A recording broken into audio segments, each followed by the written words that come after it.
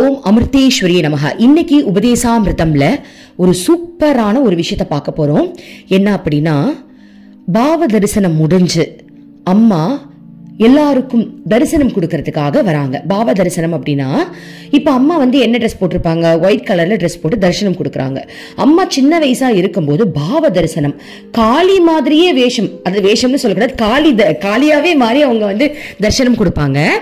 அதாவது காளி உடைகள் அணிஞ்சுக்கிட்டு கிரீடம் வச்சுக்கிட்டு காளியாவே அவங்க கொடுப்பாங்க. இப்ப அதே மாதிரி கிருஷ்ண பாவத்துல கொடுப்பாங்க, கிருஷ்ணராவே காட்சி கொடுப்பாங்க.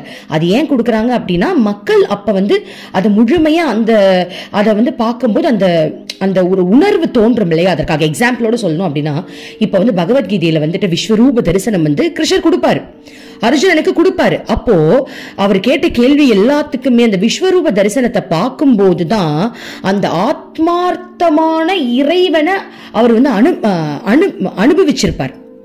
அந்த அனுபவத்திற்காக தான், அதே அனுபவத்தை தான் அந்த காலத்துல அம்மா பாவ தரிசனமா எல்லாருக்கும் கொடுத்தாங்க. இப்பயும் பாவ தரிசனம் இருக்கு. என்னைக்காவது வருஷத்துல ஒரு வாட்டி இதுதான் அம்மா வெளிநாட்டுக்கு போவாங்க இல்லையா, அங்க மட்டும் கொடுப்பாங்க, நம்ம நாட்டுல கொடுக்கறது இல்லை, அதை ஸ்டாப் பண்ணிட்டாங்க. அம்மாவுக்கு வயசாயிடுச்சு இல்லையா, ஸோ இப்போ எல்லாருக்கும் தெரிஞ்சிருச்சு, இப்போ அது தேவைப்படுறது இல்லை. அதனால அம்மாவை எல்லாரும் மகனாவே ஏத்துக்கிட்டாங்க. ஸோ அப்போ அந்த கேட்டகரியில் இருக்க மக்களுக்கு இப்படி பார்க்கும்போது ஒரு நல்ல உணர்வு, இறைவனே இறங்கி வந்திருக்காங்கன்ற ஒரு உணர்வு கிடைச்சு இறைவன் மேல அதிகமான அன்பு போகும் அப்படின்றதுக்காக தான் அந்த பாவ தரிசனம் கொடுத்தது. ஓகே, சரி. இப்போ அம்மா பாவ தரிசனம் கொடுத்து முடிச்சுட்டு உட்கார்ந்து இருக்காங்க. அப்போ ஒரு பெண்மணி வராங்க. அந்த பெண்மணிக்கு அம்மா நிறைய ஆறுதல் கொடுத்து கட்டி பிடிச்சுக்கிட்டு இருக்காங்க. ஆறுதல் மீன்ஸ் அம்மா நல்லா பேசியிருக்காங்க. ஓகேவா? அப்ப அந்த பெண்மணியை பத்தி இப்ப இந்த புத்தகத்துல சொல்லப்பட்டிருக்கு. என்ன அப்படின்னா, அந்த பெண் 1 வருட காலமா அம்மாவை பார்க்க வராங்களாம். அந்த பெண்ணுடைய மகளுக்கு கேன்சரா.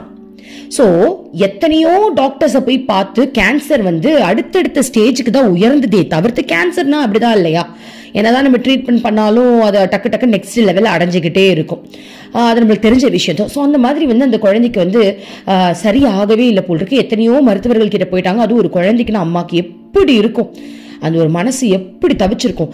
அப்ப அந்த நிலையில அந்த பெண்மணிக்கு அவங்களுடைய தோழி மூலமா அம்மாவை பத்தி தெரிய வந்தது. தெரிஞ்ச உடனே அவங்க என்ன பண்ணிருக்காங்க, அம்மாவை போய் பார்த்திருக்காங்க. சோ இப்ப அந்த பெண்மணி 1 வருட காலமா அம்மா கிட்ட வந்துகிட்டு இருக்காங்களாம்.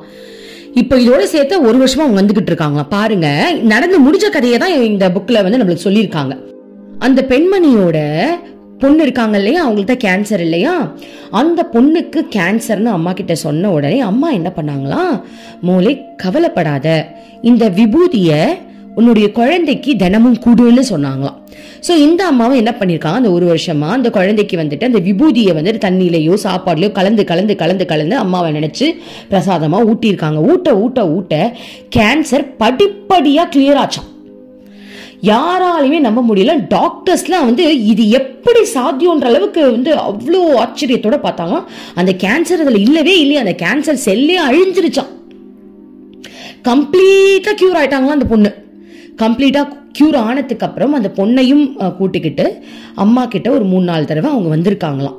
இந்த வாட்டி எதுக்கு வந்தாங்க அப்படின்றதுதான் இந்த புக்ல சொல்லப்பட்டிருக்கு. எதுக்குன்னா, இந்த வாட்டி அம்மா நிறைய ஆறுதல் கொடுத்தாங்களாம் அந்த பெண்மணிக்கு. என்ன ரீசன் அப்படின்னா, அம்மா சொல்லியிருக்காங்களாம், போன தடவை தர்ஷனுக்கு வரும்போது அம்மா சொன்னாங்களாம், இப்போ ஒரு ஆப்ரேஷன் பண்ணக்கூடிய சூழ்நிலை வரும், அதனால தைரியமா இருக்கணும் அப்படின்னு சொன்னாங்களாம். அப்போ லாஸ்ட் மந்த் சொன்ன உடனே உண்மையாவே வீட்டுக்கு போனதுக்கு அப்புறம் நோய் கொஞ்சம் அதிகரிச்சுதான்.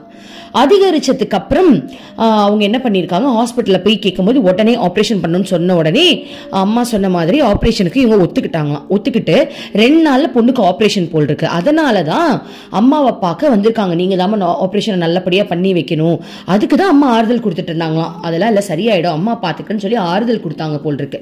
சோ இந்த கதையை இந்த சாப்டர்ல சொல்லியிருக்காங்க. எவ்வளவு பெரிய விஷயம் பாருங்க. யாராலையும் அழிக்கவே முடியாத இந்த நோய், கரெக்ட் தானே, ஒரு மனிதர்களால அழிக்க முடியுமா? ட்ரீட்மெண்ட்டுக்கு அடங்காத அந்த நோயை மகான்களால, இறைவனால முடியும். இறைவன் தானே மகான்களா வராங்க. சோ பாருங்க, நம்ம அம்மா அந்த திருநூறு கொடுத்தே அதை கரைச்சிருக்காங்கன்னா இது சாதாரண விஷயமா? யோசிச்சு பாருங்க. எத்தனையோ மிராக்கிள் மேஜிக்ஸ் இதுக்கெல்லாம் நிறைய இருக்கு. நம்மளுடைய சரணாகதி மனப்பான்மை, நம்ம எவ்வளவு கடவுளை நம்புறோன்றதெல்லாம் முக்கியம். சோ கடவுள் நிறைய டெஸ்ட் எல்லாம் வைப்பாங்க, அதுல எல்லாம் நம்ம தாண்டி இறைவனை பிடிக்கணும். இப்ப குருவோட இருக்கிறதுலாம் சும்மா கிடையாது, குரு நிறைய டெஸ்ட் வைப்பாங்க.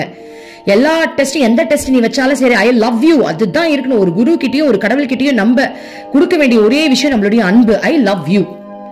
எனக்கு உன்னை ரொம்ப பிடிச்சிருக்கு. ஒரு காதலன் ஒரு காதலி எதையுமே எதிர்பார்க்காம லவ் பண்ணுவாங்க தெரியுமா? காசு இருக்கா பணம் இருக்கா அதெல்லாம் எனக்கு தேவையில்லை, நீ என் மேல அன்பு செலுத்துறியா, எனக்கு நீ தான் வேணும்னு. உண்மையான காதலை பத்தி சொல்றேன். உண்மையான காதல் வந்து எதையுமே எதிர்பார்க்காது இல்லையா? அந்த மாதிரி இறைவன் மேல நம்மளுக்கு உண்மையான காதல் இருக்கணும், உண்மையான அன்பு இருக்கணும், குருவை நம்மளுக்கு உயிரா நினைக்கணும். அப்படிப்பட்ட பக்தர்களுக்கு இறைவன் அருள் புரிஞ்சுக்கிட்டே இருப்பார். அந்த வகையில பாருங்க, இந்த அம்மாவுடைய குழந்தைக்கு கேன்சர் இருந்து 4th ஸ்டேஜ்ல இருந்தும் அந்த கேன்சரை தீர்த்து வச்சிருக்காங்க அப்படின்னா அது சாதாரண விஷயமா? யோசிச்சு பாருங்க. அந்த குழந்தைக்கு ட்ரீட்மெண்ட் கொடுத்துருக்கணும், கீமோ கொடுத்துருக்கணும், எப்படி இருக்கும்? ரேடியேஷன் தெரப்பி கொடுத்துருப்பாங்க. அதெல்லாம் இல்ல பாருங்க. அதெல்லாம் இல்லாம ஒரு விபூதியிலேயே அந்த நோய் வந்து கரைஞ்சிருக்கு. அதெல்லாம் கொடுக்கல, அதுக்கு முன்னாடியே அம்மாவை பார்த்துட்டாங்க. சோ அதெல்லாம் இல்லாமயே இந்த குழந்தை தப்பிச்சிருக்கு. டாக்டர்ஸ் வந்து இது ஒண்ணுமே பண்ண முடியாத ஸ்டேட் அப்படின்னு சொல்லிட்டாங்க. ஆனா கடவுளால முடியுது பாருங்க. சோ அதனாலதான் குருமார்கள் ரொம்ப ரொம்ப அவசியம். நம்ம வாழ்க்கைக்கு குருக்கள் வந்து ரொம்ப அவசியம். சரியா? சோ இந்த ஒரு விஷயத்தை தான் இந்த புக்ல போட்டிருக்காங்க. இப்ப அடுத்தது, அம்மா பாவ தரிசனம் முடிஞ்சு கொஞ்ச நேரம் கழிச்சு அன்னைக்கு பார்த்தோம் அப்படின்னா நிறைய பேர் வந்து பக்தர்கள் வந்துட்டு அன்னைக்கு வரல. அடுத்த நாள் நினைக்கிறேன், அடுத்த நாள் வந்து பக்தர்கள் வந்து ரொம்ப கம்மியா தான் வந்திருக்காங்க. அப்ப அம்மா வந்து காக்காய்க்கு சாப்பாடு வைக்க போகும்போது ஒரு பிரம்மச்சாரி என்ன பண்ணிருக்காராம், இதுதான் நல்ல சமயம், பக்தர்கள் வந்து இன்னைக்கு கம்மியா தான் வந்திருக்காங்க, நம்ம மனசுல இருக்கிற கேள்விக்கு அம்மா கிட்ட விடை கேட்டுருவோம் அப்படின்னு சொல்லிட்டு அந்த பிரம்மச்சாரி அம்மாவை பார்த்த உடனே, அம்மா ரொம்ப நாள் என் மனசுல இருக்கிற அந்த குழப்பத்துக்கு நான் உங்களுக்கு வந்து எனக்கு தீர்வு வேணுமா அப்படின்னு சொல்லிட்டு அம்மா கிட்ட கேக்குறாங்க. அம்மாவும் சொல்லு மகனே அப்படின்னு சொல்றாங்க.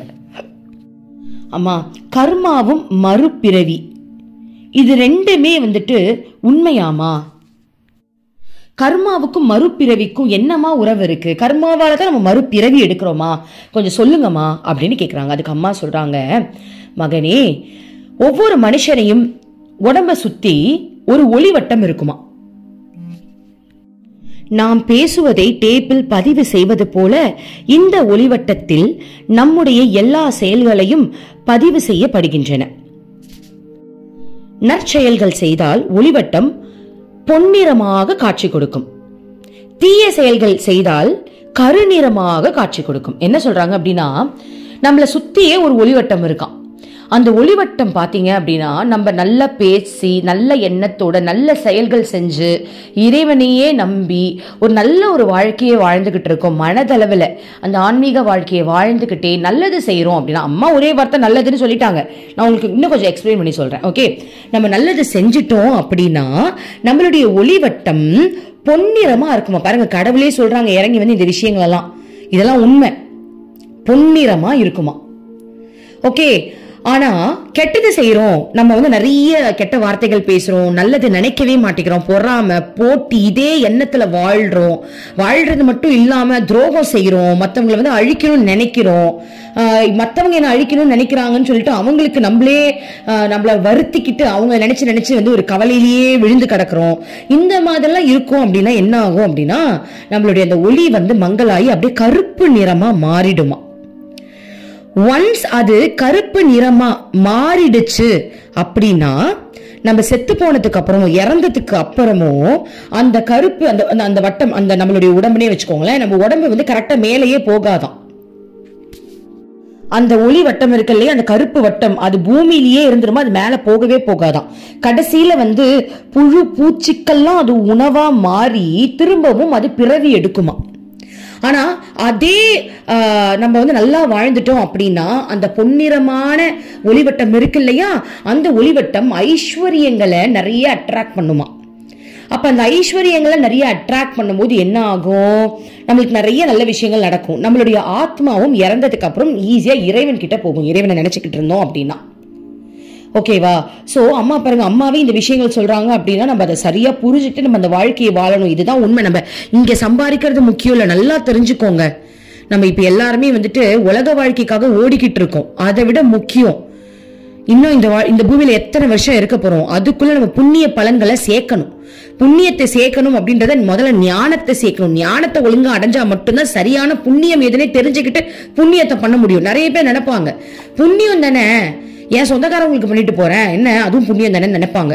பட் நம்மளுடைய புண்ணியம் எப்படித்தனமா இருக்கணும், உண்மையாவே ஆபத்துன்னு இருக்கிறவங்களுக்கு தன்னலமற்ற சேவையா இருக்கணும். எந்த ஒரு சுயநலமும் இருக்கக்கூடாது. நீங்க உங்க சொந்தங்களுக்கே செய்றீங்க அப்படின்னா கூட உங்களுக்கு ஒரு ஆறுதல் கிடைக்கும். ஏன் சித்தப்பா பையன் நல்லா இருக்கான், ஏன் பெரியம்மா, ஏன் மாமா பொண்ணு அப்படின்னு ஒரு சுயநலம் உங்களுக்கு இருக்கும்.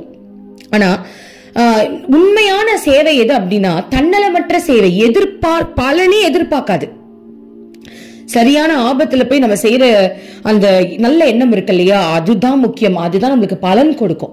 அந்த மாதிரி நல்ல வாழ்க்கையை நம்ம வாழ்ந்துட்டோம் அப்படின்னா நம்மளுக்கு பிறவி இருக்காது. இது உண்மையே கிடையாது. இந்த பூமி என்பது உண்மையான வாழ்க்கை கிடையாது. இந்த பூமியில சந்தோஷம் நிரந்தரமே கிடையாது. என்னடா இவங்க எப்ப பார்த்தாலும் பாசிட்டிவா இருங்க பாசிட்டிவா இருங்கன்னு சொல்லிட்டு நிரந்தரமே இல்லைன்றாங்க. உண்மையை தானே சொல்ல முடியும். பாசிட்டிவா இருங்கன்னு தான் சொல்றேன். ஆனா உண்மையாவே நம்மளால சந்தோஷமா கடைசி வரைக்கும் இருக்க முடியுமா? இறைவனே கதின்னு இருந்துட்டுனா இந்த உலகமே நம்மளுக்கு சந்தோஷமா தெரிஞ்சிடும். ஆனா இந்த உலகத்துல எத்தனை பேர் இறைவனே கதின்னு இருக்கிறாங்க? இந்த உலகத்துல சந்தோஷம் நிலைக்காது. ஏன் அப்படின்னா நம்ம கூட இருக்கிறவங்களும் எத்தனை நாள் கூட இருப்பாங்க, நம்ம எத்தனை நாளைக்கு அவங்க கூட இருக்க போறோம்? சின்ன வயசுல இருந்தது இப்ப நம்ம கையில இருக்கா? இப்ப நம்ம கிட்ட இருக்கிறது சின்ன வயசுல இருந்திருக்கா? இன்னைக்கு நம்ம கிட்ட இருக்கிறது நாளைக்கு நம்ம கிட்ட இருக்குமா? யோசிச்சு பாருங்க. எதுவுமே நிரந்தரம் கிடையாது. நிரந்தரமே இல்லாத ஒரு விஷயத்தை புடிச்சுக்கிட்டு இதுதான் உலகம் நம்ம வாழ்ந்துகிட்டு இருக்கோமே, ஒரிஜினாலிட்டி என்னன்னு யோசிச்சிருக்கோமா? நம்ம எல்லாருமே ஆத்மா, இங்கெல்லாம் பாடம் கத்துக்க தான் வந்திருக்கோம். சோ அதை புரிஞ்சுக்கிட்டு இறைவனை நோக்கி பயணம் செய்யணும். இறைவனே உலகம், இறைவனே சொர்க்கம்னு இறைவனுக்காக உழைக்கணும். நம்ம கூட வாழ்றவங்க எல்லாரையுமே இறைவன் கொடுத்த பொக்கிஷம், இறைவன் கொடுத்த பரிசு நினைச்சுக்கிட்டு இறைவனுக்கு வேலை செய்யற மாதிரி நம்ம கூட இருக்கிறவங்களுக்கு உழைச்சி வேலை செய்யணும். ஒரு கடமையா அவங்க நம்ம பார்த்துக்கணும். இறைவனே கதி நம்ம இருக்கணும். அப்படி இருந்தா மட்டும்தான் நம்மளுக்கு மேல இடத்துல ஈஸியா போக முடியும். சோ இந்த சாப்டர்ல இந்த கேள்வி கேட்டதுக்கு அம்மா பதில் சொல்றாங்க பாருங்க. சோ நம்மளை சுத்தி ஒளிவட்டம் இருக்குமா? நல்லது செஞ்சோம் அப்படின்னா தப்பிச்சோம், கெட்டது செஞ்சோம்னா முடிஞ்சது கதை. திரும்ப திரும்ப பிறவி எடுப்போம். பிறவி எடுத்தா என்ன தப்புன்னு நிறைய பேர் கேட்கலாம். ஏன் பிறவி எடுத்தா என்ன? இப்ப கிடைச்ச மாதிரியே பிறவி அடுத்த ஜென்மத்துல கிடைக்கும் யாரு சொன்னா? இப்ப மனுஷ பிறவி கிடைச்சிருக்கு, நாய் மாதிரி பிறவி கிடைச்சுன்னா என்ன பண்ணுவோம்? எத்தனை நாய் சுதந்திரமா இருக்கு நீங்க நினைக்கிறீங்க? புழு பூச்சா மாறிட்டோம்னா என்ன நடக்கும் நம்ம வாழ்க்கையில? சோ பிறவின்றது மனுஷ பிறவி மட்டும் இல்ல. மனுஷ பிறவி கிடைச்சதே ஒரு பெரிய பொக்கிஷம். இதை நம்ம உருப்படாம வாழ்ந்துட்டோம் அப்படின்னா நம்மள என்ன ஆகும்? திரும்ப மோசமான கீழ்நிலைக்கு தான் போவோம். அது நம்மளுக்கு தேவையா? அதுக்கு நம்ம நல்லா வாழ்ந்துட்டு போல. எதுக்கு போட்டி, எதுக்கு பொறாமை, எதுக்கு கோபம், எதுக்கு ஒருத்தவங்களை பார்த்து வெறுப்பாகணும்? அவனுக்கு வேலை கிடைச்சிச்சு, எனக்கு வேலை கிடைக்கல, அவங்க பையன் செட்டில் ஆயிட்டா, என் பொண்ணுக்கு என்ன கல்யாணம் நடக்கல, எதுக்கு இந்த வெறுப்பு? கடவுள் பார்த்துப்பாரு. கொடுத்த வாழ்க்கையை நிம்மதியா வாழ்வோமே. என்ன இப்ப நம்மளுக்கு கொடுத்துருக்காங்க, அதை முதல்ல உருப்படியா வாழ்வோம். கொடுத்தது சந்தோஷமா வாழ்வோம். 4 பேரை பார்த்து கம்பேர் பண்ணி வாழக்கூடாது. இந்த உலகமே 4 பேரை பார்த்து கம்பேர் பண்ணி வாழ ஆரம்பிச்சிடுச்சு. கரெக்ட் தானே? அவங்களுக்கு அது கிடைச்சிருச்சு, எனக்கு கிடைக்கும். முதல்ல ஏன் கம்பேர் பண்ணணும்? நான் தனி, அவங்க தனி. நான் என் காட்டுக்கு நான் ராஜா, எனக்கு கொடுத்த வாழ்க்கைக்கு நான் ராஜா, நான் ஆச்சு, என் கடவுள் ஆச்சு, அவ்வளவுதான். நம்ம ஏன் கம்பேர் பண்ணிட்டு மனசை வந்து கஷ்டப்படுத்தணும், காயப்படுத்தணும்? சோ அதை எல்லாத்தையும் விட்டுட்டு முதல்ல இந்த ஆன்மீக நிலைக்கு வாங்க, ஆன்மீக தன்மைக்கு வாங்க. உண்மையான சந்தோஷத்தை உணர்ந்துட்டீங்க அப்படின்னா உண்மையான சந்தோஷம் என்ன? உண்மையான சந்தோஷம் என்ன தெரியுமா? உனக்காக நீ வாழும். முதல்ல மத்தவங்களை எதிர்பார்த்து மத்தவங்க என்ன நினைப்பாங்க நீங்க வாழ, உனக்காக நீ வாழும்போது உனக்கு ஒரு தேடுதல் வரும். அந்த தேடுதலுக்கான அந்த சந்தோஷம் இறைவன் கிட்ட தான் கிடைக்கும்ன்றது உங்களுக்கு புரியும். வாழ்றதே மத்தவங்களுக்காக இருக்கு. ஒரு ட்ரெஸ் போட்டா கூட இந்த ட்ரெஸ் போட்டுக்கிட்டு 4 பேர் நம்மளுக்கு என்ன கமெண்ட் சொல்வாங்கன்றதுக்காகவே இந்த ட்ரெஸ் போடுறாங்க. அதுவே தப்பு இல்லையா? சோ இறைவனுக்காக தான் நம்ம வாழணும். இந்த உலகத்துல நம்ம செய்யற ஒவ்வொரு செயலுமே இறைவனுக்காக தான் இருக்கணுமே தவிர்த்து நமக்காக இருக்கக்கூடாது. ஓகே, சோ அந்த மாதிரி ஒரு நல்ல வாழ்க்கை நம்ம வாழ்ந்துட்டோம் அப்படின்னா நம்மள சுத்தி பொன்னிறமான அந்த வளையம் வருமா? அந்த வளையம் வந்துச்சுன்னா நம்ம தப்பிச்சிட்டோம். இல்லைன்னா ரொம்ப கஷ்டம் இல்லையா? அதை தான் இந்த சாப்டர்ல சொல்றாங்க. சோ இந்த சாப்டர்ல நம்ம முக்கியமான விஷயங்கள் பார்த்தோம் இல்லையா? அடுத்த சாப்டர்ல என்னன்றது நாளைக்கு பார்க்கலாம். ரொம்ப நன்றி. ஓம் அமிர்தீஸ்வரி நமஹ. ஓம் நம சிவாயா.